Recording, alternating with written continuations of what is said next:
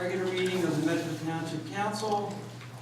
We'll begin with the open public meeting statement. Notice of this meeting has been provided in accordance with the Open Public Meetings Act by posting a copy of the agenda on the bulletin board at the municipal building and on the township website, filing a copy of the agenda in the office of the township clerk at the municipal building, forwarding a copy of the agenda to the central record in Burlington County Times, forwarding written notice to each person who has requested copies of the regular meeting schedule.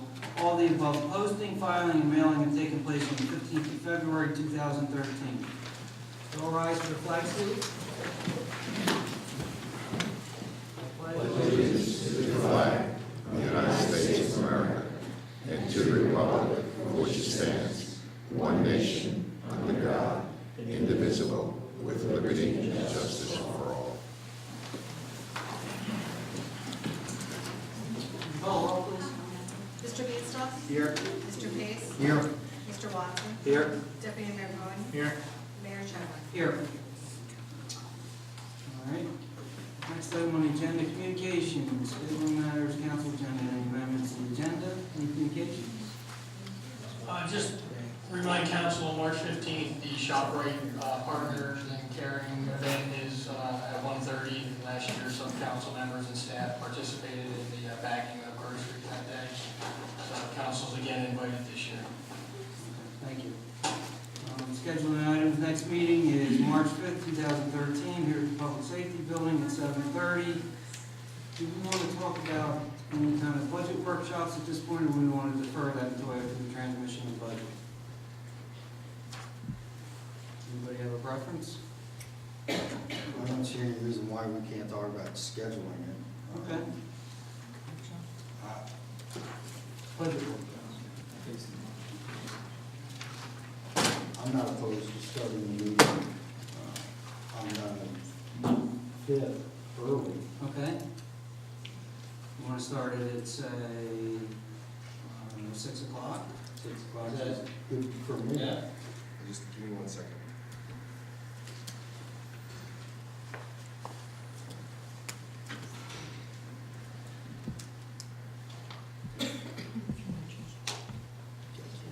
Can't do it? Okay. Well, can you be 6 here here. before, is there any time before 7:30 on the 5th? Commitment from 6 to 7. Okay, that's fine. All right, so we have the what, 15th to introduce, right? Well, that's the target, yes. Okay. The first meeting, your meeting is the 19th after 15th, which would be acceptable as well. All right. Second, on Saturday.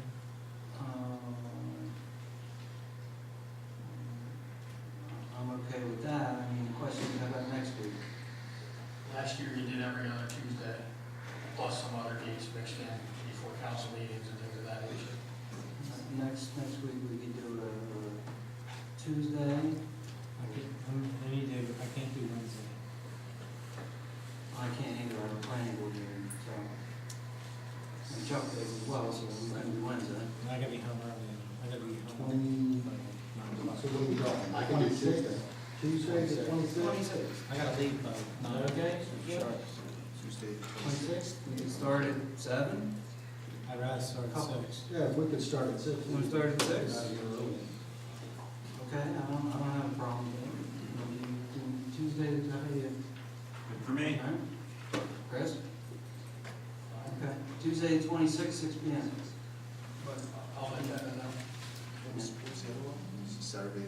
Well, we could do, I mean, the question is, are we gonna be able to accomplish anything between the 26th and the 2nd? Or do we wanna just, well, you can't do before the 5th. I mean, we can schedule another one for the 2nd, tentatively. If we need to cancel, we can cancel it. I mean, if we're not gonna accomplish anything in those 4 days. Or if you can't, you know, I mean, if there's some reason, whatever adjustments are. I don't have any issues for that. I don't believe, there's only one Saturday I have a conflict, that would be the 16th of March. And I'm okay on the 2nd too. The second, that gives us 1, 2, 3, 4 days in between. Yeah. And then potentially we could have one either that following week or the Yeah, We can do it on the 12th. even if we cancel the one on the second, that still leaves the 12th. Yeah. Right. So is everybody okay for the second, the Saturday, to do a morning? Say, Second. 9 o'clock? We'll start at 9. Second at 9? Jeff? Okay. All right, now how about the 12th? At, again, 6?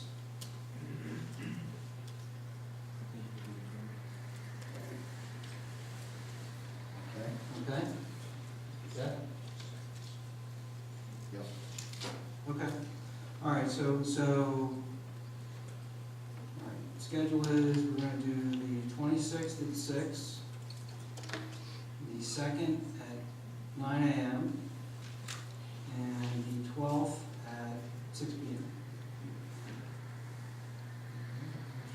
All right. Just need to make sure that this room or another room. Yeah, we need to check to make sure. Well, I mean, This room will be available Tuesdays, we'll just check on the Saturday. it's Saturday. If not, we can switch to Wednesday. So.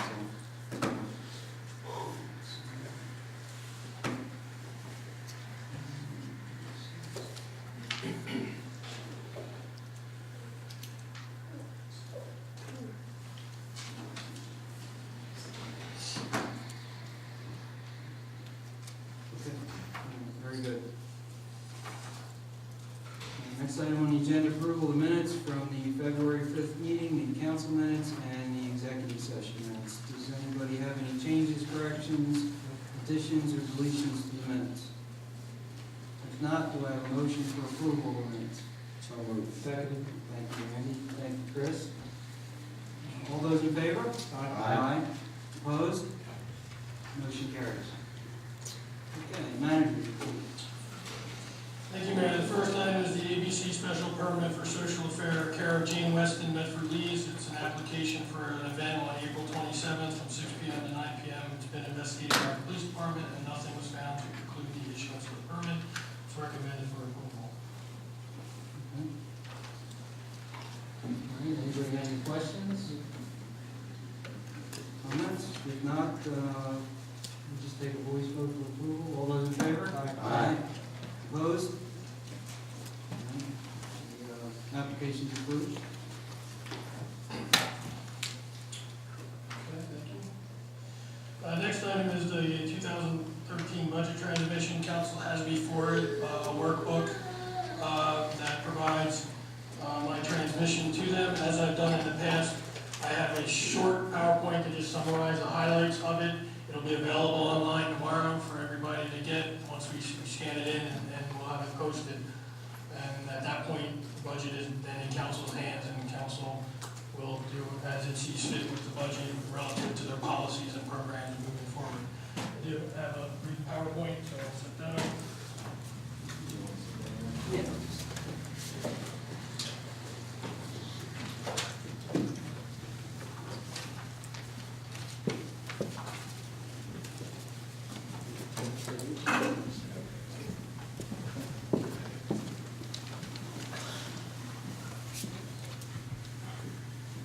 Okay, it's amazing that in 22 months, this is my third budget.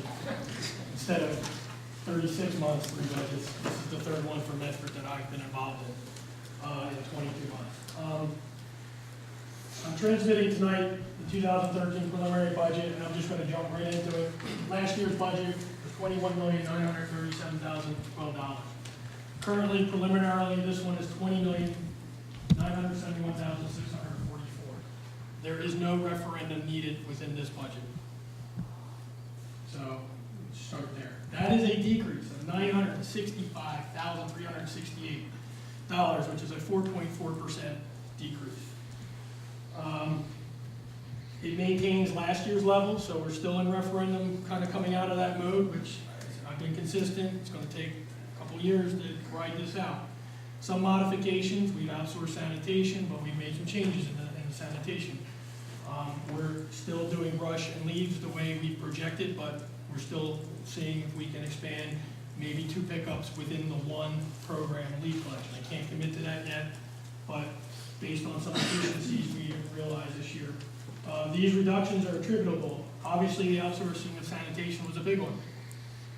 You know, if you were here when that was awarded, over the next 5 years, that line item will only go up $4,000 to $5,000. The only way it increases is if we have a neighborhood like Wingate that's being built out, and as a unit comes online, then we pay the unit cost, which would be, we have to absorb that anyway if we were providing sanitation. We changed from state health benefit plan to a self-fund. That's a right now, minimum savings projected at about $140,000. However, depending on the pool of employees and how we take care of ourselves, that could max out to over $600,000 in savings. So we're trying to take an approach, one, to effectuate immediate savings, and two, get behavioral changes in we as employees, how we manage our own health care, which could yield additional savings, and everybody benefits from that. If we yield better than what our low number, that gets rolled into next year's budget for this line item. It can't be used by the town for anything else. It gets rolled into that line item. The employees benefit because it lowers our premium costs, which we now pay towards. So there's a benefit there. Obviously, we're now applying the relevant laws. All the units are now paying prior to December 31st, those under contract. We're still not paying into the healthcare system. The law said once that expired, then they as well as the other units and the non-union advised employees are not contributing. We've had staff transitions. And this, besides the outsourcing and the layoffs, we have people who are coming and going. Mr. Goebel retired, okay, long-time assessor. We are bringing on another assessor. Going to be lower cost than Mr. Goebel, and we're adding a day. He's a 5-day week employee. So again, trying to give you back more service at a lower dollar amount. We're losing somebody in the fire bureau, in the fire department. So we're going to go to a 29-hour employee instead of a 35-hour. Anything we can do to still deal with our budget. The departments, I want to compliment the department heads. They're watching their dollars now. They're doing things more efficiently. So at the end of last year, there was a reason we had a growth in surplus, in part because of how they managed their budgets. You know, could they spend the dollar we budgeted for? Sure. But, you know, we're all trying to watch what we do and how we do. And we're doing, which an item on the agenda tonight, we're refinancing some eligible debt. Revenues. Again, no school deferral for another year. This was a tactic used prior to 2012, was the use of school deferral.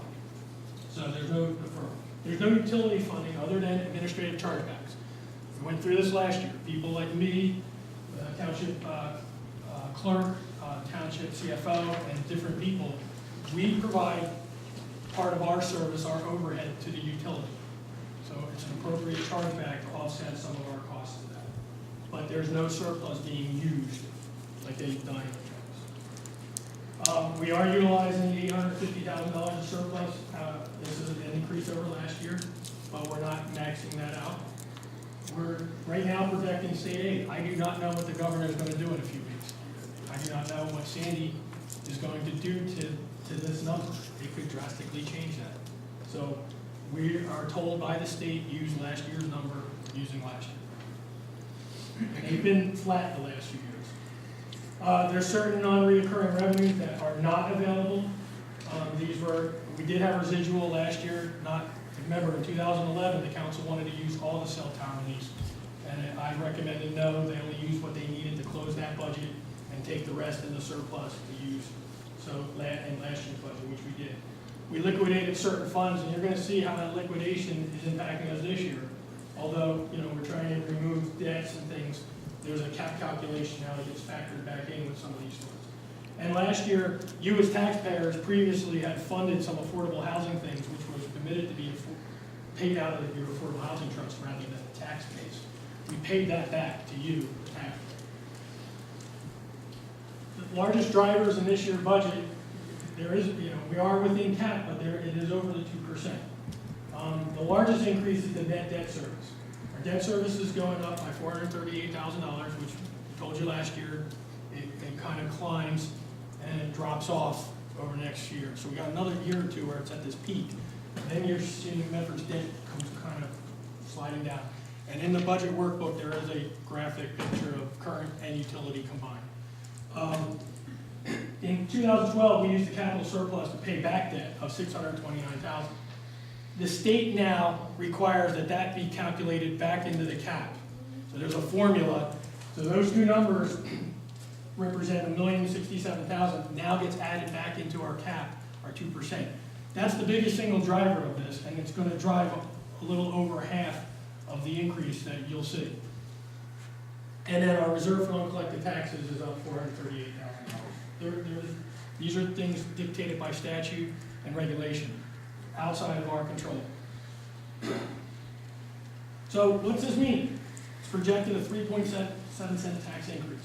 So within the cap law, although 2%, you all hear 2, there's exceptions. With the exceptions and with that roll-in, you're looking at 9%.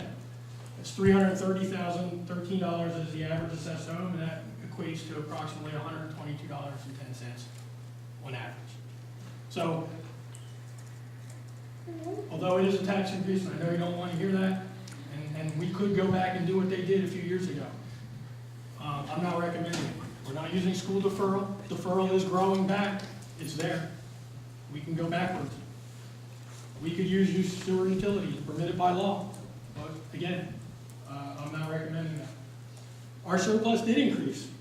That's a good sign. Medford's surplus is growing again. They were maxing it out to give you a 0 increase over a period of 5 years.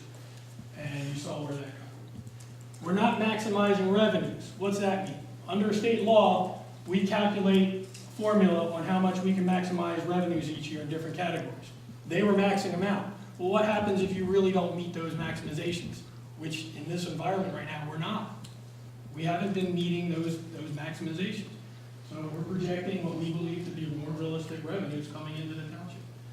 And then expense reduction and stabilization. Again, it's a big cut, but we're still maintaining services to a certain level. I know it's not, you're not happy. I call it the diet. Nobody likes the diet, right? But, you know, again, I think it's a positive. We went from here to here, now we're here. We're just going to kind of keep moving in that direction. So that's it in a nutshell. I'll read into the record my which I always do, my actual submission to council. And council obviously already took care of its schedule. The target dates right now by statute are 3/15 is the introduction and 4/26 is the adoption dates targeted by the state. And we're really waiting on the governor and what the governor's going to impact. There are still things within this budget that we have to address. There are projected revenues that we have to finalize. There's sale of assets that have to be done before April 26th. There is some revenues that have to be solidified either by resolution or agreement with other localities. We have an interlocal with Medford Lakes. We're modifying that a little bit, which will yield us some additional revenue from that issue. So, so there's still some things that have to mechanically happen. But, in a summary and bullet, that's where we're at in a snapshot. So I'll just read this in the record while everybody's comfortable, just a few pages. Can everybody hear me all right? I'm trying to, yeah. I know it's fidgety, I'm sorry, it's one of those days. The preliminary 2013 municipal budget is hereby transmitted to Township Council. The preliminary budget consists of an operating budget with increases where justified in order to ensure current service delivery are sustained or due to increase in cost. For the most part, every effort was made to reduce operational costs in areas where discretion was available.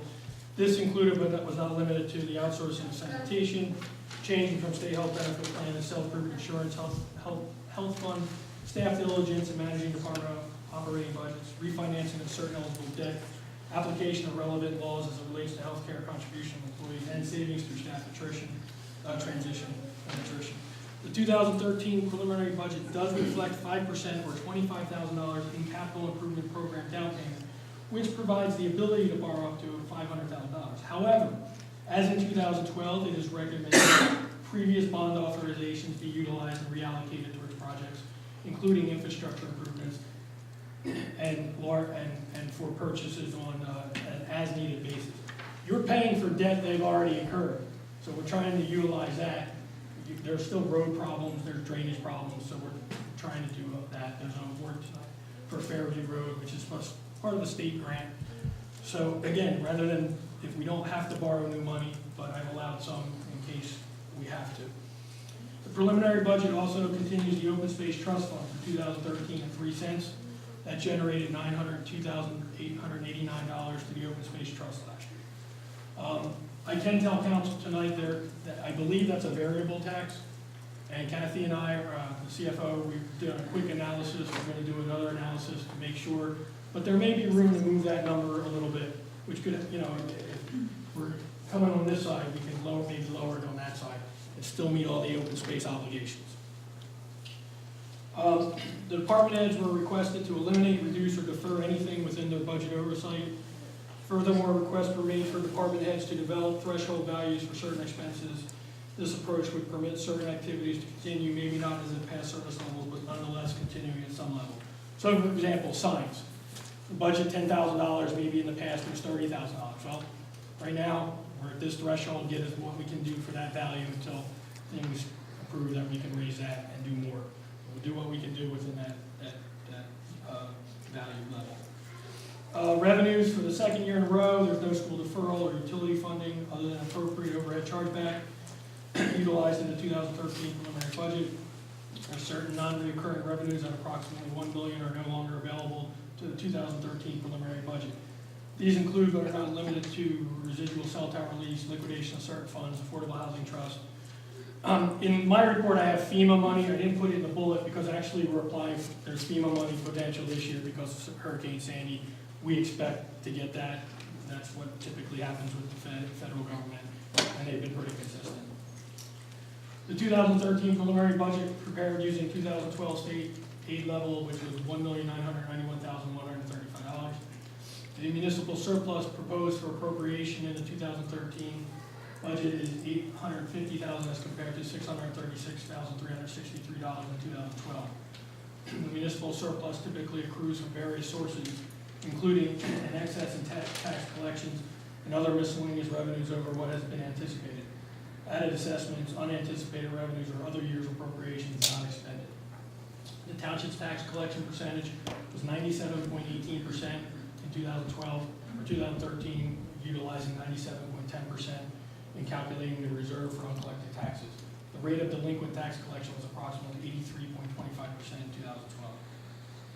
Budget summary, as proposed, the 2013 preliminary budget calls for total appropriations of $20,971,644, which is $965,368 decrease over the 2012 adopted budget. Major impacts to this year's budget are attributable primarily to the reserve for uncollected taxes, an increase in the debt service, and a loss of certain non-recurring revenues.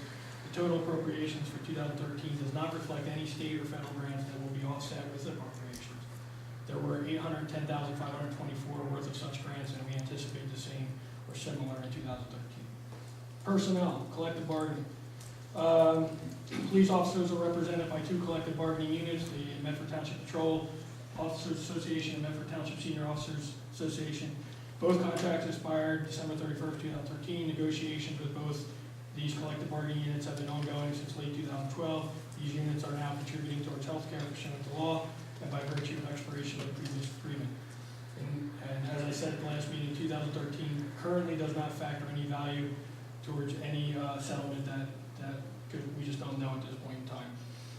Public Works employees are represented by the United Auto Workers Local 1612. Their contract also expired on December 31st, 2012. Settlement was reached and is factored into this budget, including no increase in the salary and wage line item for 2013. Firefighters are represented by the IAFF Local 391. They are currently in the second year of the 3-year contract. That rate of increased salary and wage is budgeted at 1.5%. Managerial, technical, and other supervisory employee salaries have not been established and are depicted at 2010 levels. In addition, these employees are now contributing to Tier 3 of healthcare contribution pursuant to law. General operations. Overall premiums for health benefits and dental coverage will decrease by 10.17%. 2013 current budget appropriation is $1,237,279, down $140,100 over 2012. And again, this is primarily due to a change in state health benefit plan of a self-fund. And as I said, employee experience in the self-fund could generate additional savings by the end of the calendar year. A 2.5% or $6,904 decrease to $14,265 is in the current fund for general liability insurance, including workman's comp for 2013, and that's based on claims and experience from prior years.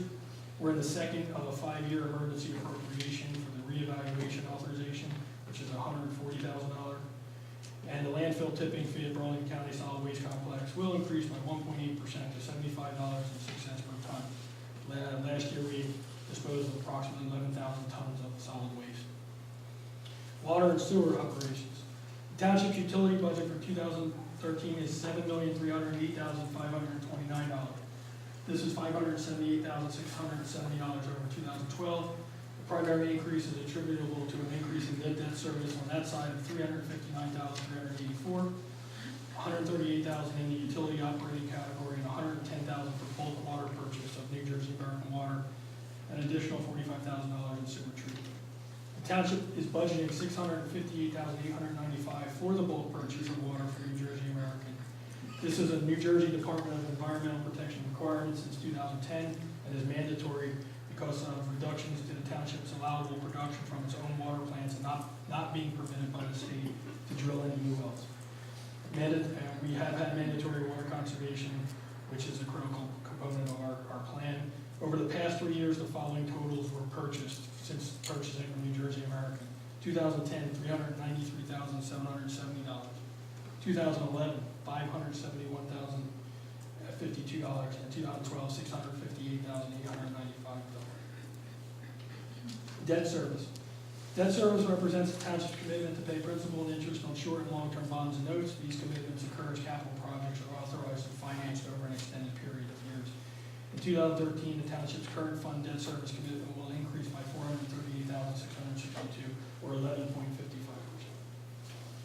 In summary, as indicated earlier, the proposed budget provides for continuation of municipal service delivery at 2012 levels with some slight reductions to effectuate efficiency and savings. The proposed budget calls for a municipal or local tax increase only, not your total tax bill, just the municipal portion, of 0.03 cents or 9% for a home with the average assessment of $330,013. That tax increase would be approximately $122.10. This does not include that 3-cent open space levy.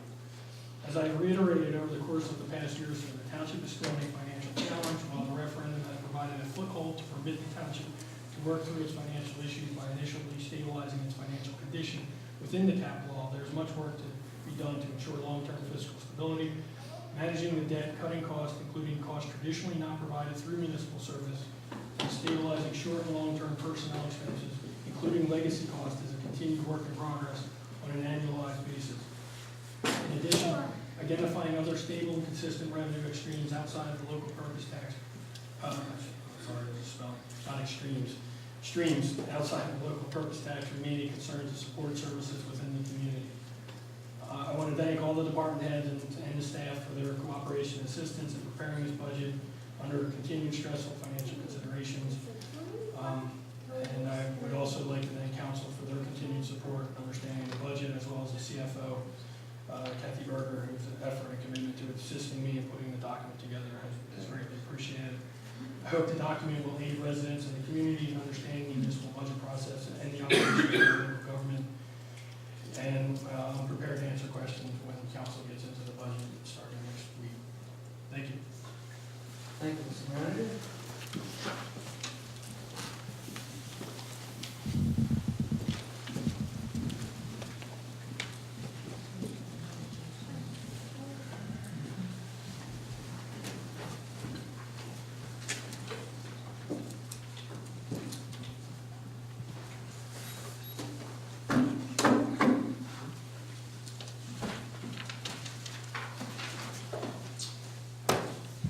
Any questions? Let's just hold our questions. Surface one, because obviously we're going to get more detail, we're going to more detail in the workshops. I don't have any questions. I'd like to make just a brief comment, if I could, please. Okay. Mr. Manager, I want to thank you for the time and effort that you put into creating this document. It's a lot of work. It's very extensive. I look forward to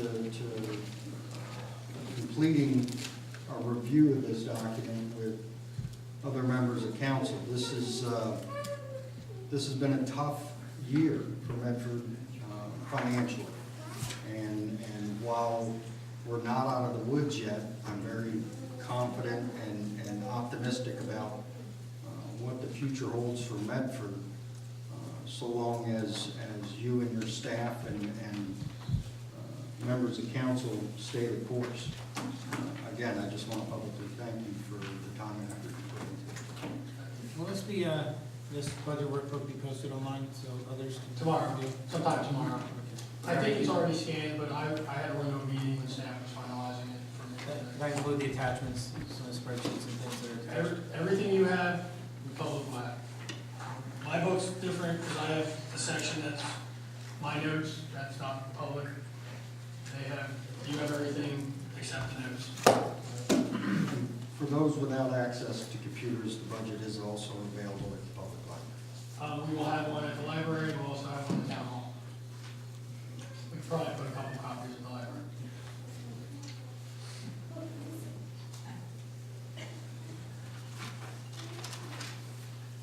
Okay. Anything else?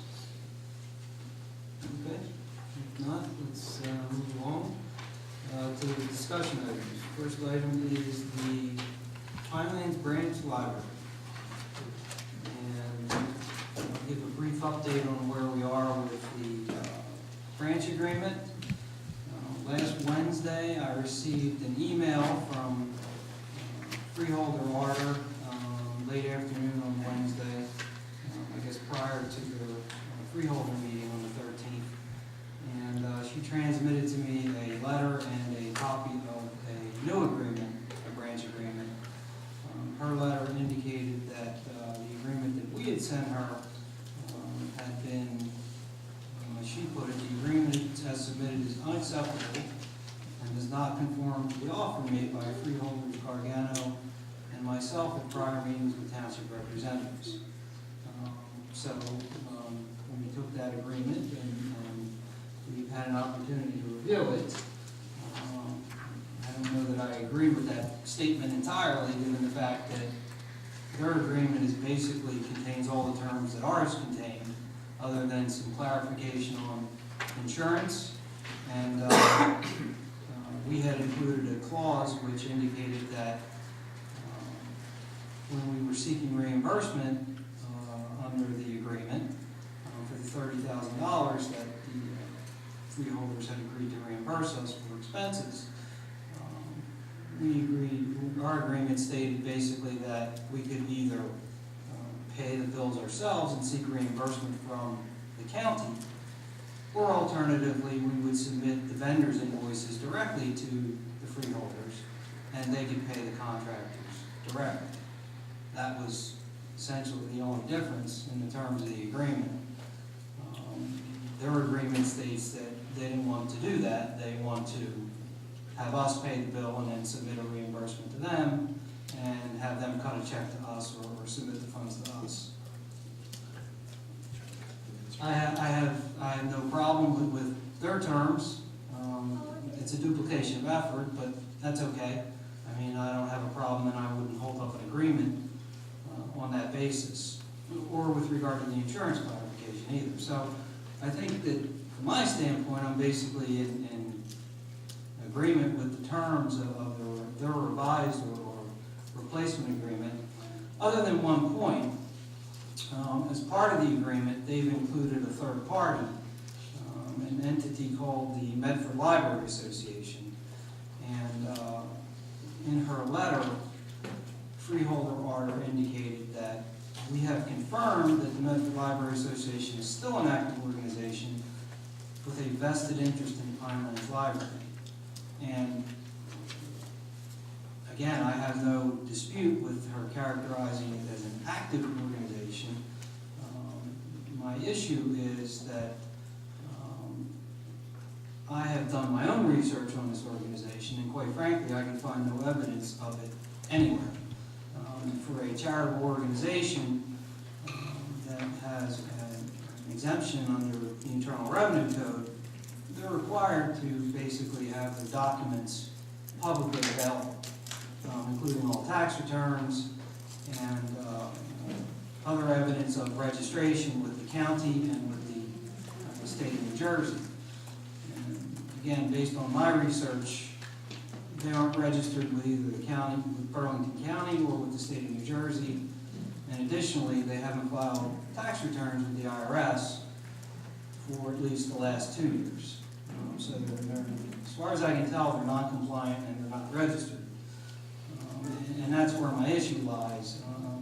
Struggling with signing an agreement with an entity that is non-compliant and unregistered with either the state or county. So as a consequence of that, after I got Ms. Arter's email, I immediately sent her an email requesting confirmation of her statement that they were active and a viable organization and in full compliance with the law. And I've not received a response to that. I sent her a follow-up email yesterday requesting, again, confirmation, and again, received no response to that email. So that's essentially where we are. I mean, again, I don't have a problem with the terms of the agreement. My question is, my issue is I have to wait for confirmation, at least from my standpoint, as to the viability of the Medford Library Association and whether or not it's an actual entity that's registered and in compliance with the law. And assuming that they can provide that confirmation, I don't have any problem with this agreement, on that basis. So that's where I am, that's the status of where I am from my perspective. Anyone else have any other comments? Mr. Mayor, I'd like to comment a little bit. I guess I had a conversation last week with Ralph Schramm at the county, and he gave me some insight into the agreement that was sent back to us. What the county has done is they went back to the original form of agreement that historically has been agreed upon between Medford and the library system. And it is historically a third-party agreement with the Friends of the Medford Library. And they felt that it was important to maintain that symmetry between the agreements, with the exception of the $30,000 reimbursement, which they added in. So in that respect, it's very similar to what we sent, because we based the agreement that we prepared initially in the fall, and then we sent to them another version of it last week, thinking that we were addressing their concerns. So there are substantial similarities between the two agreements. The difference being that there is a third party involved in their agreement and not in ours. And also the other difference being that they have included a proposal for a new concept for the library that they would like the parties to indicate that they're agreeable to pursuing. And those are really the two differences between our agreement and their agreement. My feeling from speaking with Mr. Schramm was that they very much want the Friends of the Medford Library to be a part of this agreement. And I think it's going to be difficult for us to reach an agreement with them if we don't agree to that. And while the entity may be defunct or not, I think what has to be of the most importance is to get this agreement done and to move past 2013 so we can start talking about what's going to happen with the library long term. And to me, I think we've spent a lot of time dealing with this $30,000, which we've now had confirmation in writing from the county that they're going to reimburse us. So if you look at the obligations of the Friends organization, there really are none. There are no substantive obligations under the agreement.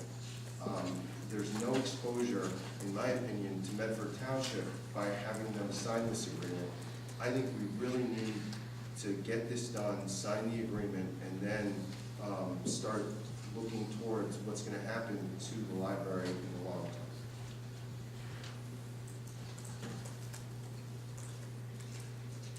Well, I agree, it's a tiresome argument on the one hand.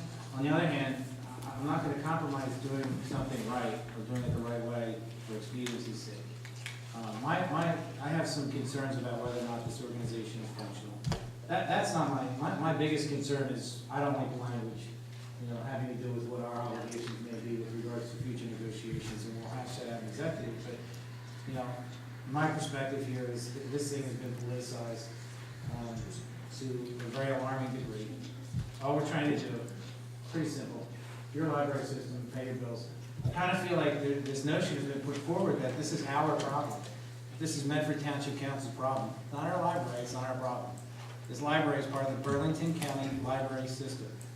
It is the problem of the Burlington County Library System to fund it and operate it. Every resident in Medford Township, or at least the taxpaying residents in Medford Township, fund that library already and then some. There are plenty of funds that we contribute to run that library. What we're asking for, this $30,000, and it's just been ad nauseum, is the least that we can expect. Okay, frankly, I'm tired of being taken for granted by Burlington County and the way that they operate this system. At this point, I'm okay with the terms, other than the two things mentioned. I'm not ready to sign an agreement with an organization that I don't know is in good standing, because I don't want to send a signal that it's safe for someone to send a check to them. I gotta tell you, if they're not a legitimate 501c3 and you claim that on your tax return, you can expect the IRS to come knocking on your door. Because if you declare that on your tax return, guess what? It's not a valid declaration. If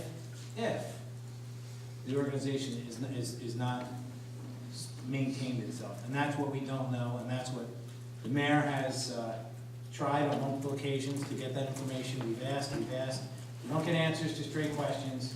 We just get nonsense back in return. And we get, contracts bandied about on websites, and, it's really silly. It's a shame that I hear that we have a contract offer before I've had a chance to even look at it, and before the governing body can even deliberate on it.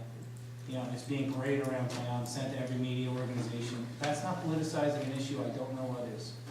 And that's fine. We can do it that way too. That's how people want to negotiate. But I just don't think that it's serving anybody's interest. Thank you. Anyone else? I just, I share the same concern that the mayor had. Simple question is, what does our solicitor think? I'm not an attorney. We sign this agreement with an entity that, we're not really signing the agreement with them, they're signing a separate agreement. The consequences are laid out by Councilman Maloney. If someone makes a contribution to this library association, thinking they're helping out the library and they're getting a tax write-off, if it's not registered, you're not getting the write-off. You put it on your taxes, it's going to cause you problems. Well, here's my... But I think Jeff had it right. We don't have any liability on our Right, end. we That doesn't No, the town, change it's the resident, whoever makes the Right. contribution. I just don't want to send the wrong Yeah. signal to people. No, It's a safe organization. It's fine. I mean, But I don't know that it's not. But no, I don't know either, but the point is, if they're not compliant, they have voided their exempt status. If they void their exempt status and they take a donation, that's illegal. They can't do that. They cash that and they use it, even if it's in furtherance of their exempt mission, it's illegal. They do not have the authority to take that donation and cash it and use it. They have to return it to the donor. Additionally, if the donor has taken a charitable deduction on their tax return, they're also in violation, because that is not a valid deduction. And that's my real concern here, is that their exemption is voided, and that they've been operating with a void exemption all along, potentially taking money in. And again, I don't know whether they've taken money in or not, and used it, but that's a problem for the organization and potentially fatal to the organization in terms of their existence. And in terms of the individuals, it's a problem for individuals that have donated and potentially taken deductions on their tax returns. So that's my real concern. And just saying that, well, okay, they're behind in their paperwork and they've got to clean it up and everything will be fine. That's not true. It's a little more complicated than that. If their exemption is lapsed, they're required to reapply for that exemption with the IRS. That's a 28-page application that is complicated burdensome to complete and shepherd through the IRS, and it's potentially expensive to do so. So it's just not a matter of filing back tax returns and saying everything's great, you know, we're okay to go forward. And again, that's my concern. But I don't know the answer because I haven't gotten a response. If I get a response and everything's fine and they can show that, we're all set to go. I don't have a problem. But again, I haven't been provided with that information. Do we know the names of the individuals that they had planned on signing as secretary and president of this, that we can reach out to them directly? Well, Judy Adams is the president. President, She would sign it. I don't know who the president is. if I may, Mr. Mayor. I asked some pretty basic questions, and I asked for some records from the county. And I did receive from the county all 6 branch agreements. And while historically the library system has gone through many changes over the past some odd years, I'll just briefly summarize for you. There are 7 branches identified on the Burlington County Library System website. Bordentown, in fact, is not a branch. It is a satellite of the main library. Bordentown Library Association is a public charity registered with the IRS in the state of New Jersey and filed IRS 990 forms. Bordentown Library Association is listed on the BCLS website and funded completely by the Burlington County Library System and is listed as a branch library. Medford Township, obviously, our agreement is in limbo. Of the remaining 5 branches, 3 of those branches have agreements solely between the municipality and the Burlington County Library System. Those branches are Maple Shade, Pemberton, and Cinnaminson. There are no third parties to those agreements. The remaining 2, Riverton and Evesham, have township participation and third-party participation. Bordentown, Evesham, and Riverton are the only branches that file IRS 990s and are registered with the state of New Jersey and the federal government as charitable nonprofits. None of the other organizations are registered as with the state of New Jersey or with the federal government as a charitable nonprofit. To indicate that Medford somehow is asking for something out of the ordinary, I think is a misnomer. Medford Township is struggling to do what's in the best interest of the residents. And while I can certainly appreciate the angst over the Pinelands Library branch closing, I think it's, you know, putting the cart in front of the horse. That branch isn't closing, there's no need for it to close. I think any agreement Medford Township, and I'm simply voicing my opinion as one councilman, I think any agreement that Medford Township enters into for 2013 should include exactly what the freeholders have agreed to. $30,000 in reimbursement for utilities and maintenance costs.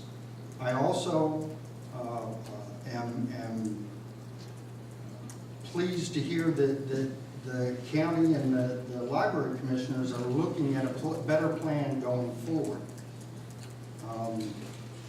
But regarding the branch agreement and a third party, again, I have some grave reservations. I have grave reservations over, we have Medford Library Association that allegedly is an established nonprofit charitable organization. We have no record of that. On the Burlington County Library System website, all the branches, with the exception of 2, Maple Shade and, what's the other one? Maple okay, Maple Shade and Evesham, I think are the only two.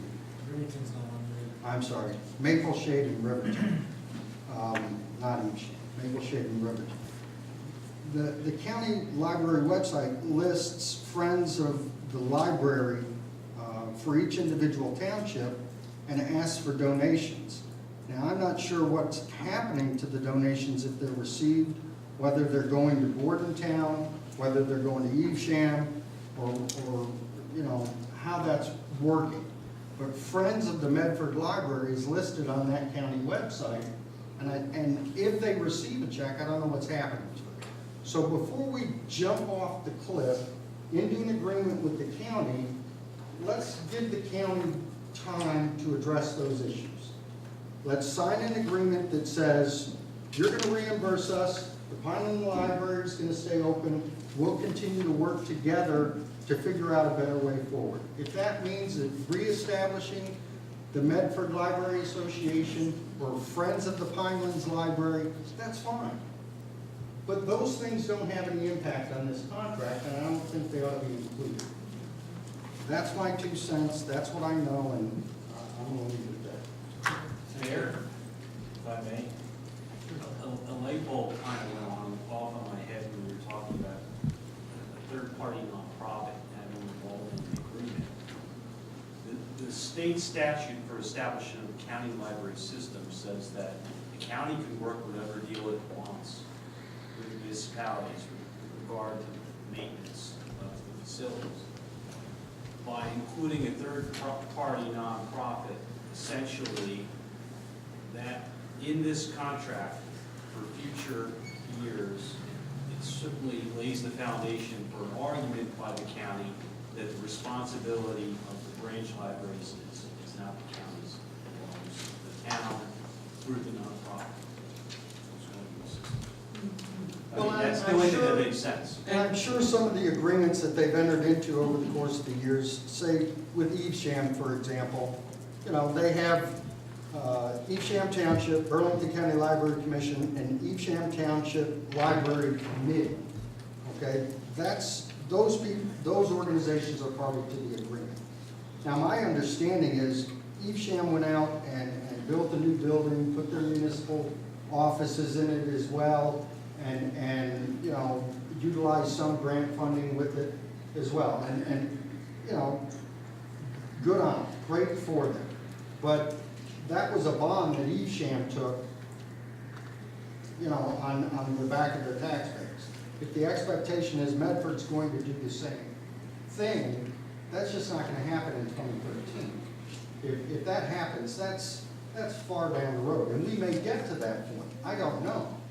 But again, the idea that all the agreements were the same with all the branches is simply incorrect. We need to get something done for 2013.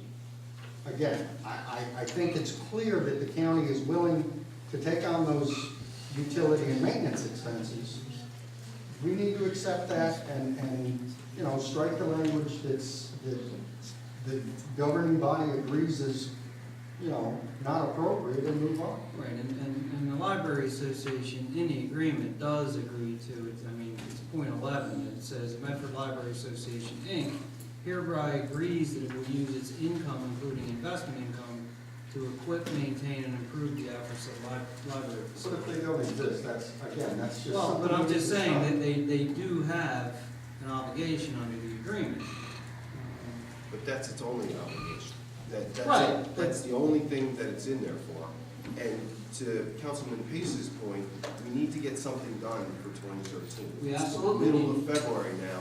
If we go back to them with more changes, we may get an agreement negotiated, but it may not be until June. I don't want any changes, all I want is confirmation that the entity is operating legally, that's all. So this Before I enter into an agreement was- agreement with them. This was intended to be a stopgap. This is a one-year agreement that gets us to next year. Not arguing that point, I'm But just saying. We're running out of time. I'm holding them to the same standard that I hold any contracting party with the township, which is you have to be in compliance.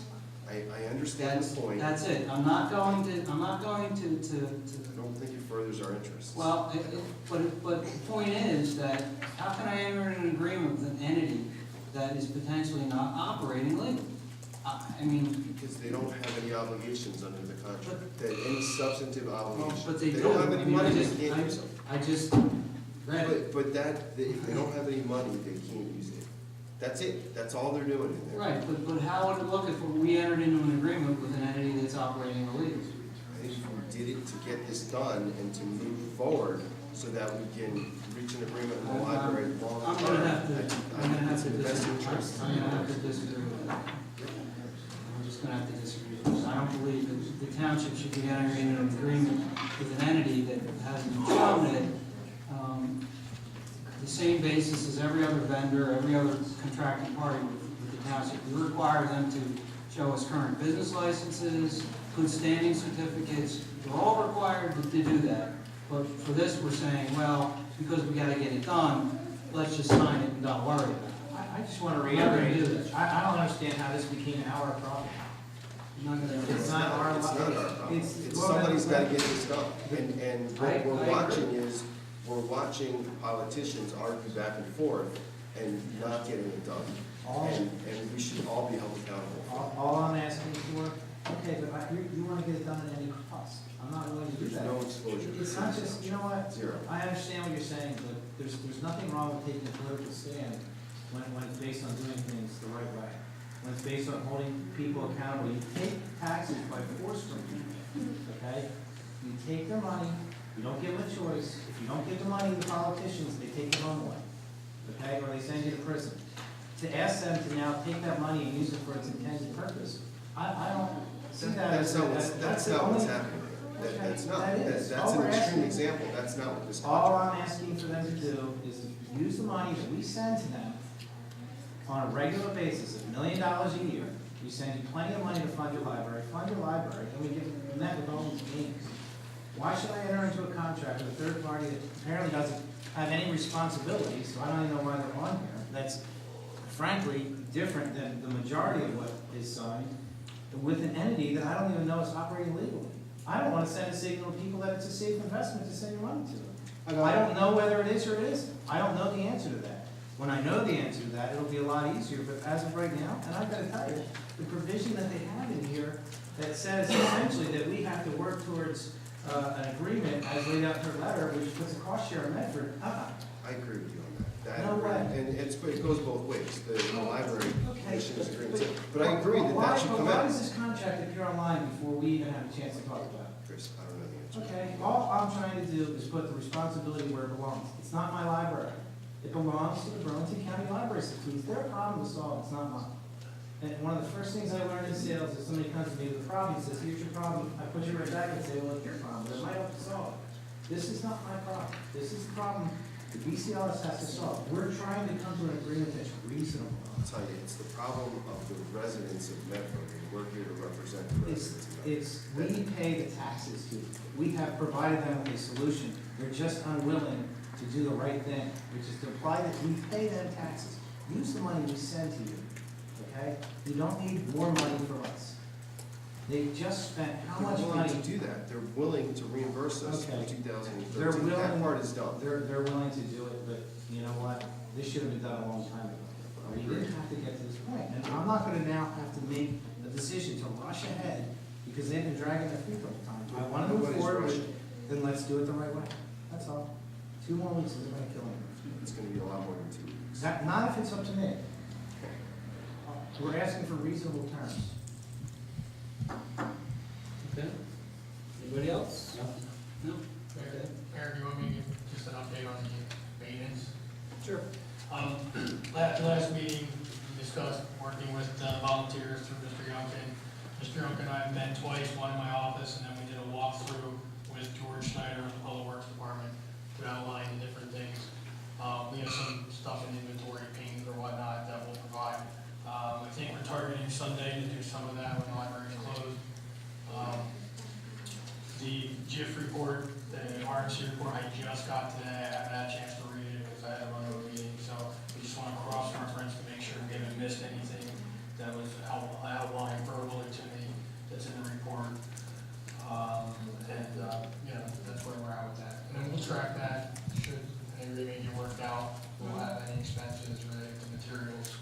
there wasn't anything substantial that. No, related. everything's workable. We are working with the JIF. We're still trying to work on this comprehensive volunteer thing, so we may have to use a short, I've asked them to just provide a short form to deal with this while we're working on it. The manual's pretty comprehensive on how we deal with volunteers for the town going forward. So that's the update at this point.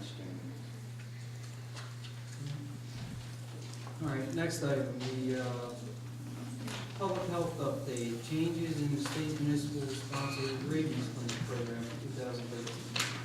Purchasing of syringes. I believe that was your item. I'm going to share this one. We received communication from the Department of Health indicating that the rabies clinics that the state requires, if you own a pet, your pet has to have a rabies shot. In the past, the state has provided funding through licensing to defer the cost to individuals and municipalities for rabies shots. They're not gonna pay for the syringes anymore. Obviously, if they're not gonna pay for the syringes, that's a cost that's, while minimal, and probably more so by the way of example, but really a good example. You attended a meeting with some of the legislature, with the manager and President Sweeney, Senate President Sweeney kept indicating the true cost of government. This is one of those items that represents some of the true cost of government that I think the legislature loses sight of. They make decisions, they pass laws, they mandate that we do certain things, and then they don't provide the funding, and they wonder why municipal property taxes go up. Again, I spoke with the manager briefly about this. I don't know exactly what the total cost is gonna end up being. Syringes certainly can't be too terribly much, but as with, I mean, how many do you use? Unfortunately, Kathy Berger's away, and I haven't had a chance to manage through her office. so my only suggestion would be, It's nominal. I mean, remit. is it 1,000? Is it 2,000? 10,000? I don't have that number. I think it's the principle, I agree with. No, I understand. we remit we remit that money to the state. All of it? Don't we get to keep an administrative charge? Very little. It doesn't cover our expenses. At any rate, Trenton, Slayton, as much out of us as they can. we Do we need to, deduct it? at the very least, we ought to consider deducting it and, What's it? you know, notifying them, My, hey, in lieu of the fact that you changed this, can we deduct that small portion from what we remit? my suggestion would be to consider sending a letter to the council on mandates and asking if this change is appropriate under the mandates function. The legislature, unfortunately, when they passed and created the council mandates, does things a little reversed. Instead of, before they make a change, it being vetted through the council, they make the change, and then you gotta go fight that what they're doing is not appropriate. So my thought is we ask for an opinion So from the council on mandates. I had a question. In the notice that was sent to us on this, there's a statement in it that says municipal dog cat licensing revenue may be used for this purpose, which is to purchase the syringes. Is that the revenue that we sent to the state? That, the revenue that we get generated the dollars you get through that are very nominal. It's a dog trust. Most of that gets eaten up in providing the dog service through the clerk's office.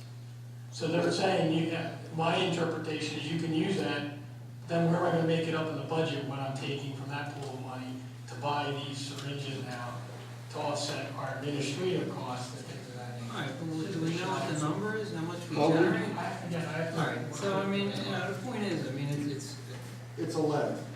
no, I understand, but I mean, you gotta work out the numbers first. I mean, you know, if we're spending, you know, if we're buying 1,000 syringes, it costs $130. Okay, and how much do we generate in a dog license? So you just take it out of there. I mean, that's- But there's nothing left after the administrative cost.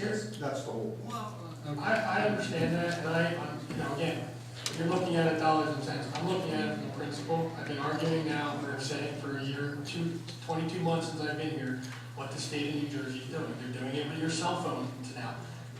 I've said this, the cell phone law was when you got pulled over, it was a $100 fine. That money was split between the town and the state. They've changed that, it's $200 now. $200 goes to the state. Every little thing is, again, they peel a layer, they're taking a little more dollars here, more dollars there. So, my point is, we can address the dollars and cents locally and deal with our program, but at the same time, send a letter and keep them in check, or they're gonna continue to do these things. That's fine, and wherever the shortfall is, I'm sure that, we have a number of wonderful vets in the area. And, I'm sure that they'd be willing to donate some portion of it. I mean, it's not, it's $13 per hundred. It's not, it's not a money issue. It really is. I understand. It's a matter of the letter. Understood. Okay. All right, any other comments? No? All right, I'm going to open the meeting to the public. At this point, anybody having comments, questions, concerns with regard to any item on the agenda, any item of township business in general, please step forward. You have 5 minutes. State your name and address for the record. Who's first?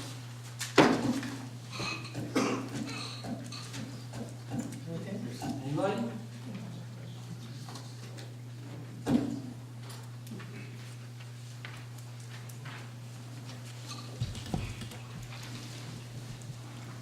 Hey, my name is Joel Reidenbaker, and Can you state your address?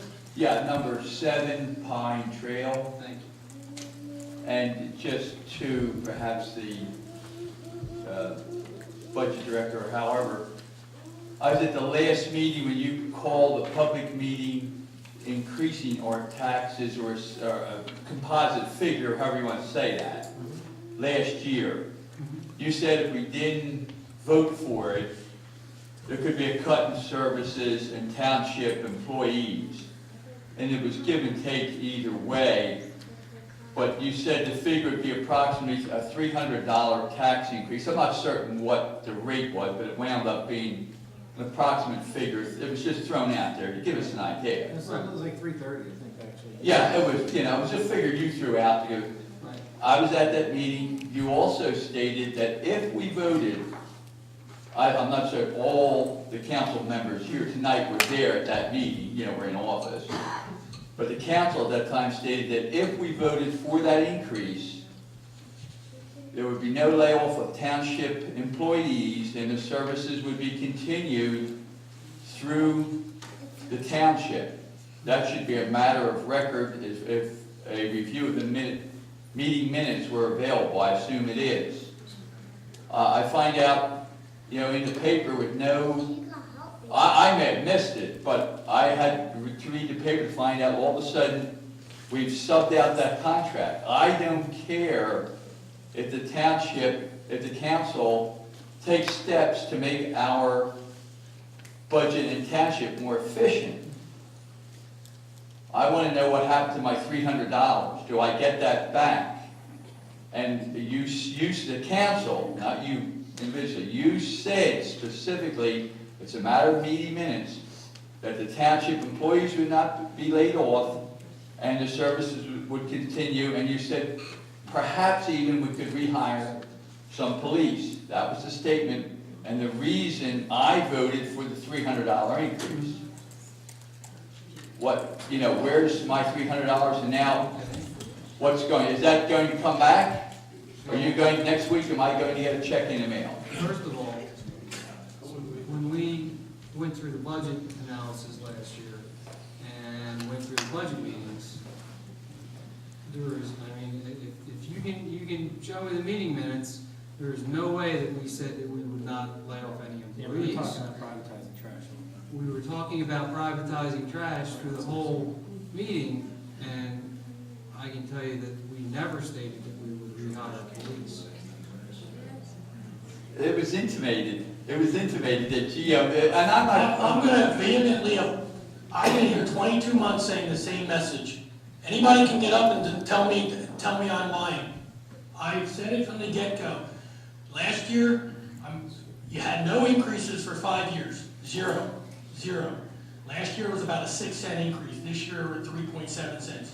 2 cents over that 5 years would have kept Medford in at least some kind of floating position, okay?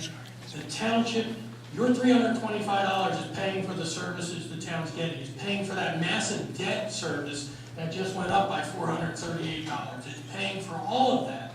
To sit here and imply that we said, or council said, I had said from the get-go, not only if that referendum passed, would we continue to look for ways to cut dollars. How do you outsource and not cut dollars if you keep employees?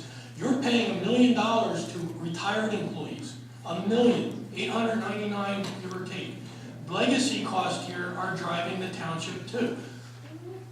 If that tax increase you paid last year of $325 stopped at that point, that's fine. We're going to freeze everything, then more cuts have to be made. We're like a business. Our costs do increase. We're trying to cut them, but there are things out of our control. That message was said at every meeting. I agree with the mayor. If you find minutes that to the contrary, that's fine. I said it last week. Call me out on it. But this township is. We had a referendum. I made a recommendation. I'll stand behind it to get rid of certain services the town shouldn't be doing anymore. Why is the town in the business of doing things that the private sector can provide, and you as a resident can control? You can't control what the township does because we work in an equity model.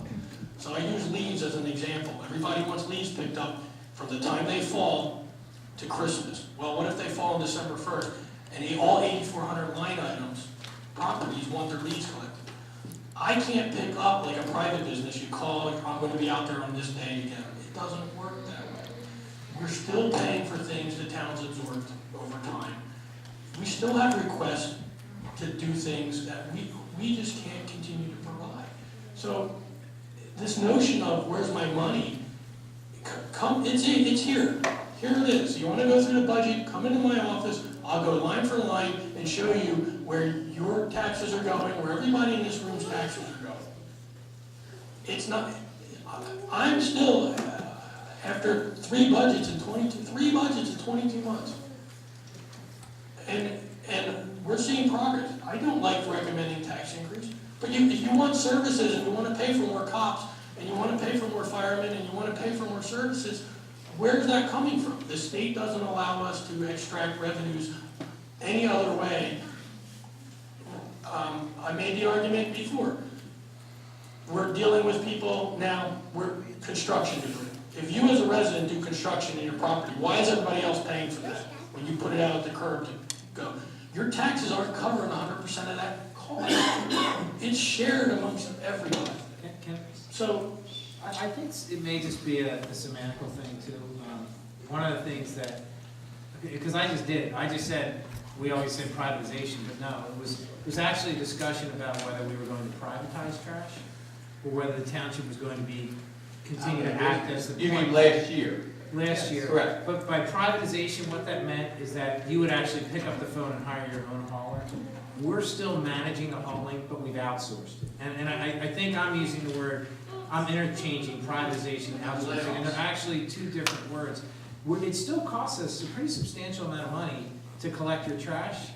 Now, I think we're actually getting a pretty good deal. Like, we look at what Casper's doing it for, I think we're paying less than what we would be paying as individual homeowners on average, although it really, there's some inequity to that, because there's some homeowners that are paying 5 times more than others based on the fact that we tax on the value of your home and not the services we provide, which is a little unfair when you think about it. But the point is, it was a decision of whether or not we were going to be the organization that was responsible for making that trash collection call for you, whether you're going to do it yourselves. Now, what we've done is we've outsourced it and we've saved everybody money.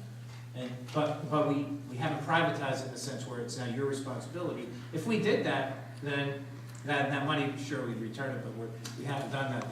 committee as a whole decided Part of not that to. savings is getting eaten up because of the other decisions made by prior council, your debt service. They borrowed a whole heck of a lot of money.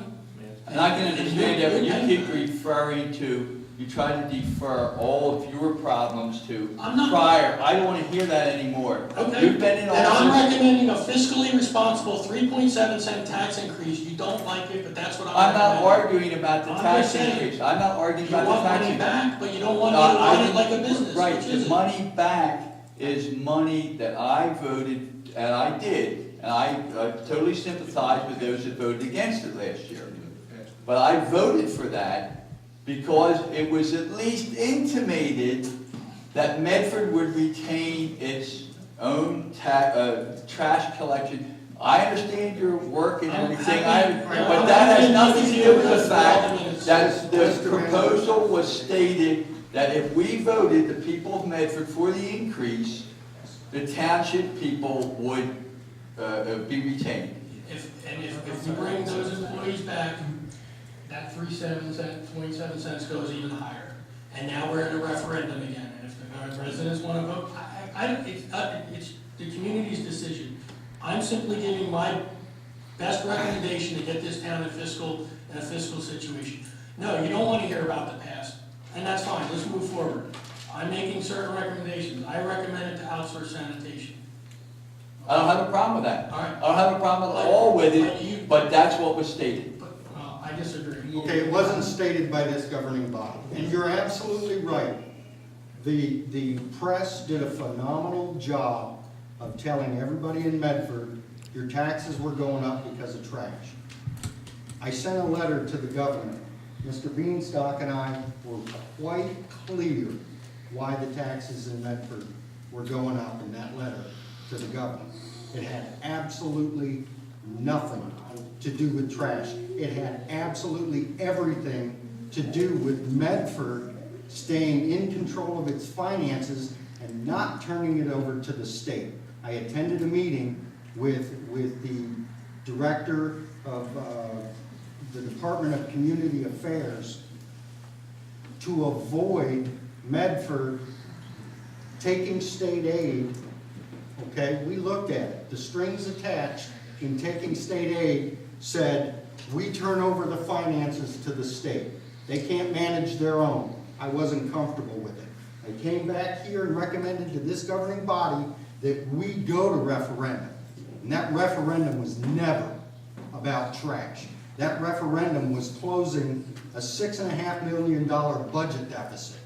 That trash was a fraction of your tax increase. I know, but it was stated that that was one of the reasons. That It would have been a cash. was one of 100 It would have been a reasons. cash, the trash would have been a cash. So- Again, I appreciate your frustration. Yeah. There is no tax refund. And I'm not because opposed trash was to any outsourced. current, I might be, but I'm not here to oppose any current budgetary increase or anything like that. I'm just saying that maybe not all the current members, at least several of the current members went on to achieve their position because they said the prior administration did this and they weren't up front and everything like that. I sat in that meeting last year and I may have been mistaken, but I was under the impression that the screws were being put on, and you did it fair. I don't have a problem with what was presented last year.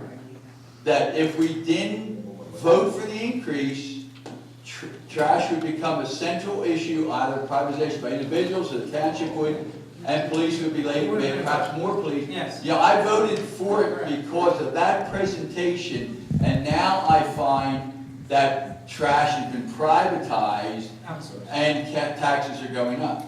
I'm not opposed to taxes going up. I'm talking about duplicity. It's not the way I saw it. And you said the prior No, administration. sir, I never was said that. Not you, I'm not talking about you. I mean the intimation. I was here. All 5 of us were here. Right, when no, we not went that through the meeting, budget not that process last year. meeting. In campaigns, it was said the prior, and I'm not here to exonerate the prior administration. I have nothing to do with it. All I'm saying is I feel betrayed because I voted for the increase. That's all I want to say. Thank you, sir. I don't think I apologize if you feel betrayed and if we somehow, you didn't understand what our point was last year, but I really believe we were quite clear that outsourcing trash was always a possibility. And I'll support the manager. I think at every referendum meeting we had, he said that. I apologize if you didn't get that, but you have to understand, if we didn't work on this outsourcing of trash, that helped to plug this budget deficit that we had this year. We'd be either having more cuts of some sort, or we'd have to raise taxes somehow. We had to make up that savings that were had by outsourcing is benefiting you. It's not, nobody's trying to take advantage of you by raising your taxes and then outsourcing it. That was the means of balancing the budget for this year. So, again, I apologize if. And I don't have if we a weren't problem with that. All I'm saying is, I don't feel it was handled in the proper manner. It's as simple as that. It's a matter of veracity. Okay, Thank you. Thank you, sir. Anyone else? Going once, going twice. Motion to close the public portion of the meeting. So moved. Thank you, Mr. Beanstalk. Thank you, Mr. Pace. All those in favor? Aye. Opposed? Public portion is closed. Bill list. Anybody have any questions on we have 5 lists. One dated 2/4/13, one dated 2/6/13, and 3 dated 2/13/13.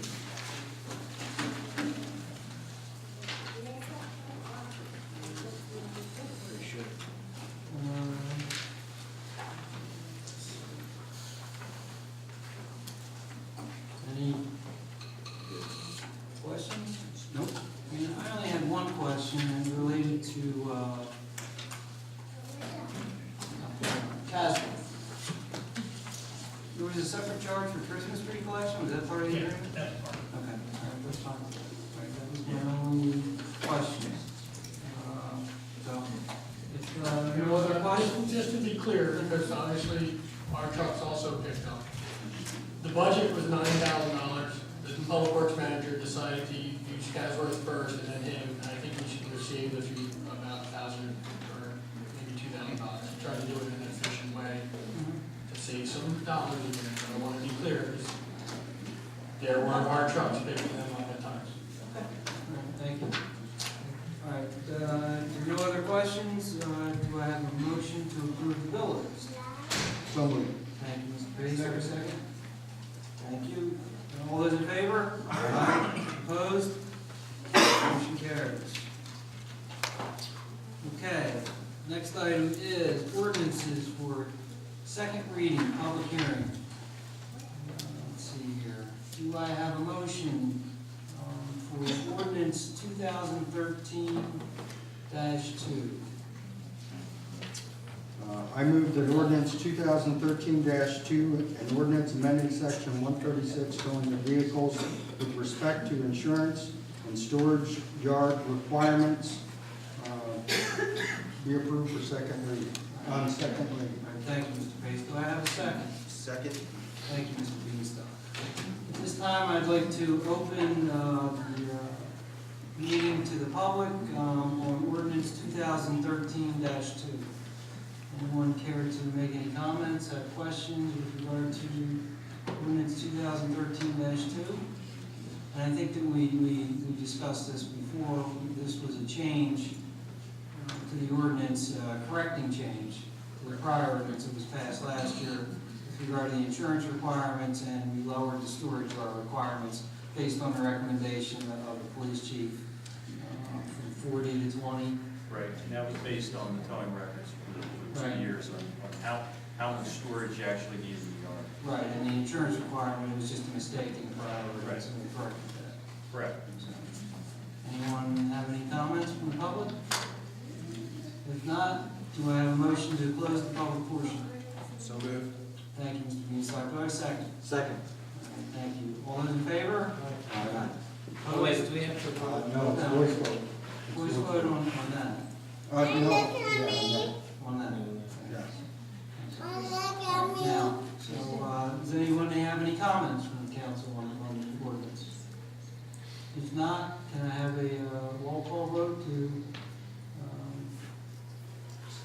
for adoption? Mr. Beanstalk? Aye. Mr. Pace? Aye. Mr. Watson? Aye. Deputy Mayor Voting? Aye. Mayor Chapman? Aye. All right, next item is, do I have a motion for ordinance 2013-3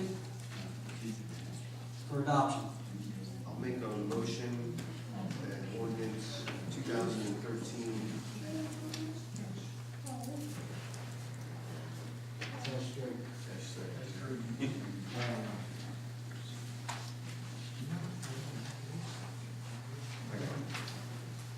Ordinance 2013-3, amending the Medford Township Code at section 71-23, fee schedule for discovery in municipal court matters pursuant to the January 1st, 2013 amendment to the New Jersey Rules of Court, Rule 7:7-7I, be approved on second reading.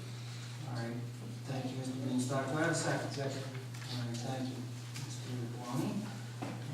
At this time, I'd like to open the ordinance to the public. Anyone having any comments or questions on the ordinance, please step forward. Again, this is just conforming legislation. The fee schedule was changed by the state, and we're just conforming our legislation to that state fee schedule. Reduction in fees. Anyone have any comments, questions? If not, do I have a motion to close the public hearing? So moved. Thank you, Mr. Pace. Do I have a second? Second. All right, thank you, Mr. Beanstalk. All those in favor? Aye. Opposed? Motion carries. Any comments? Okay, if not, do I have a motion to adopt ordinance 2013 roll call vote for adoption? Mr. Beanstalk? Aye. Mr. Pace? Aye. Mr. Watson? Aye. Deputy Mayor Voting? Aye. Mayor Chapman? Aye. Okay, next item is ordinances for first public reading. Do I have a motion for ordinance 2013-4, ordinance for first reading? I move that ordinance 2013-4, a bond ordinance of the Township of Medford in the County of Burlington, New Jersey, authorizing the issuance of not to exceed $9 million in the aggregate principal amount of general obligation refunding bonds of the township to refund certain outstanding bonds and appropriating proceed of such refund bonds to such purpose be passed on first reading. Thank you, Mr. Pace. Do I have a second? Second. All right, thank you, Mr. Watson.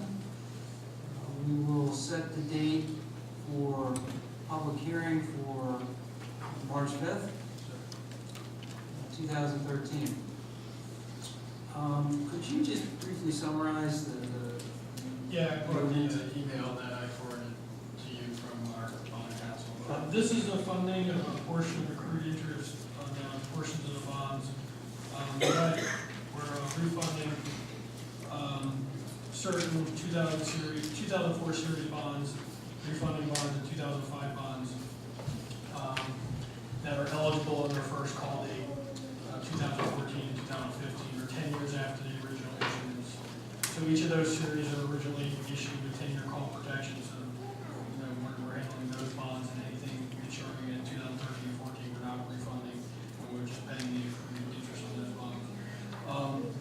This projects us to save over the life is $605,000.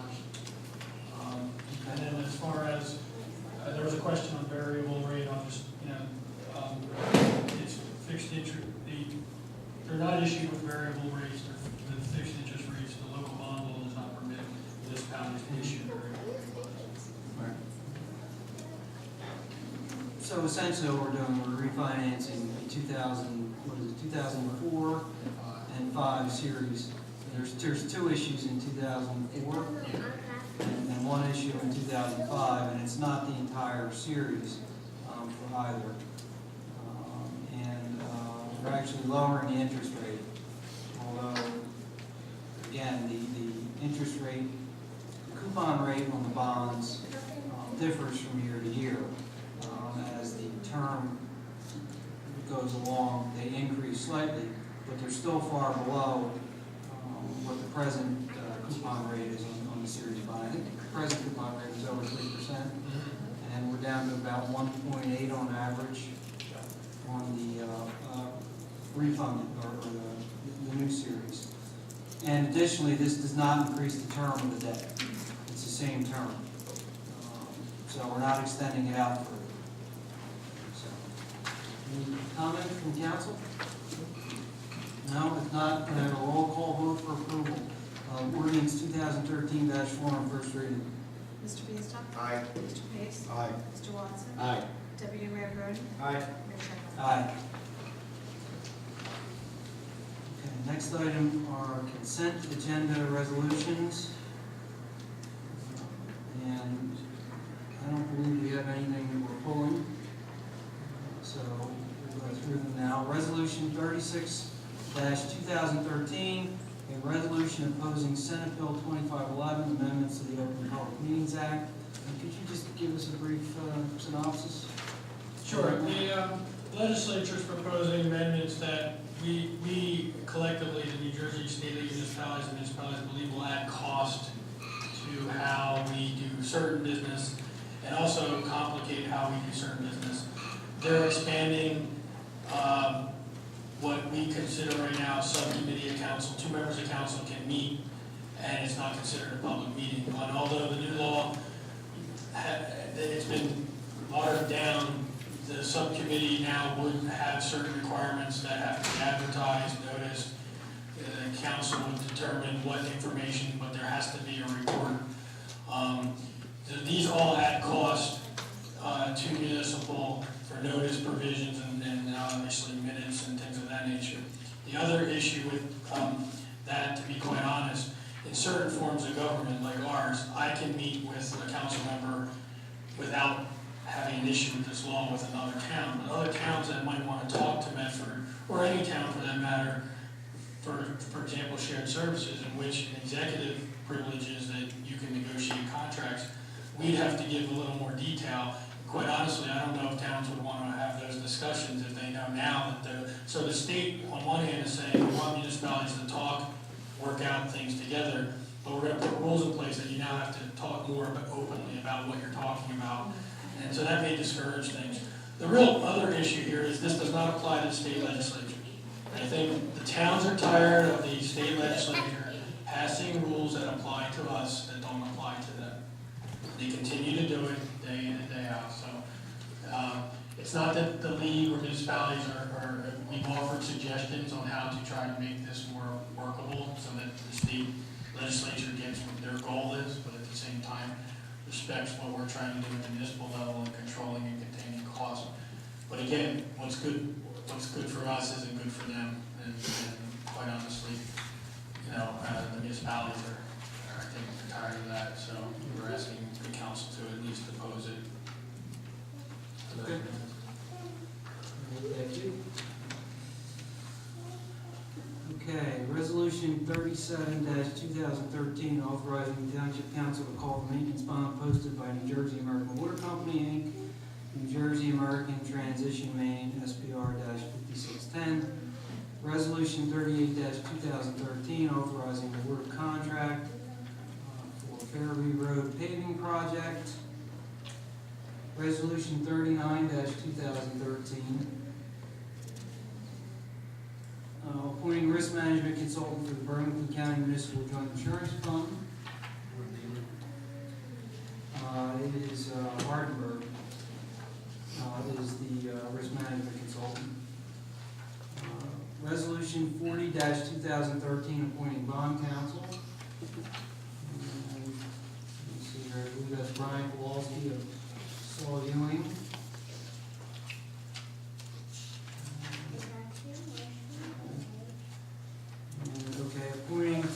Resolution 41-2013, appointing township auditor, and that is Kevin Frenia of Coleman and Frenia.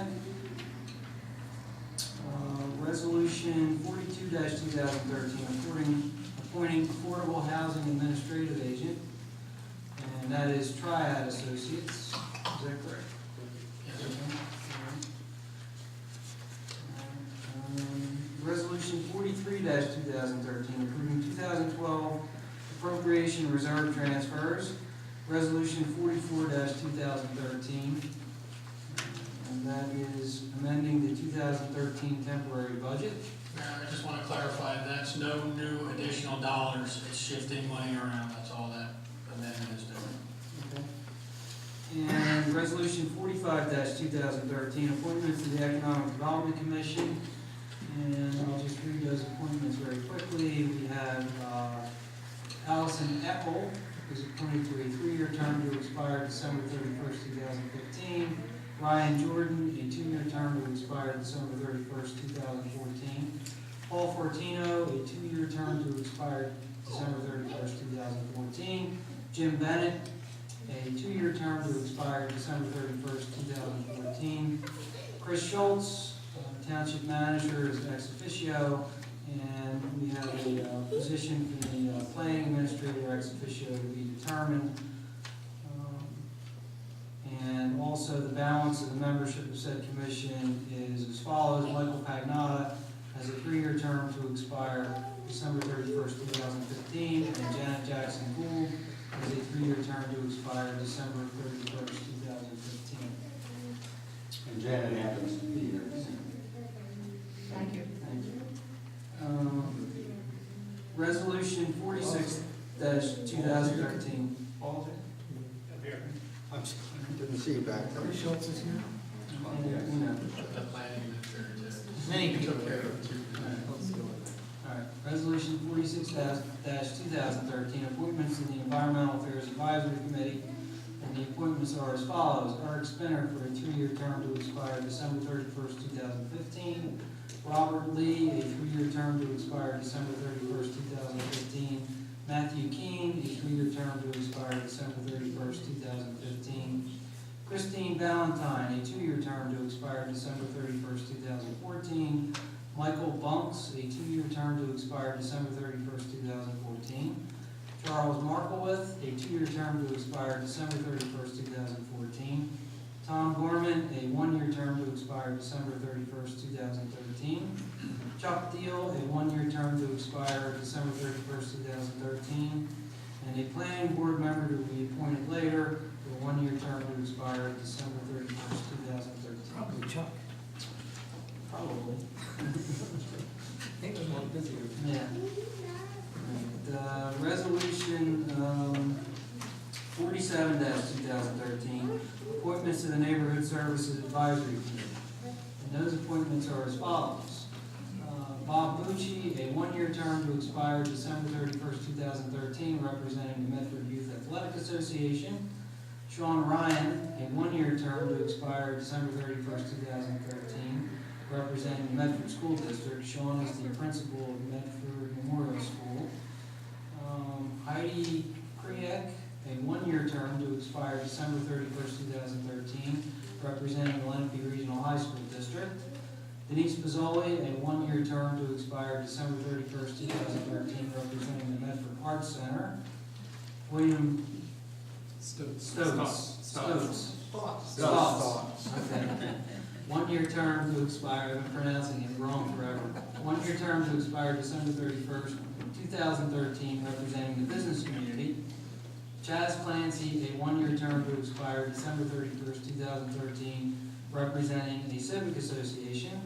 Tom Corby, a 1-year term to expire December 31st, 2013, representing the Homeowners Alliance.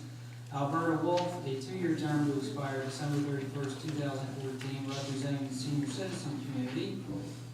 And Bridget O'Hanlon, a 2-year term to expire December 31st, 2014, is a high school student.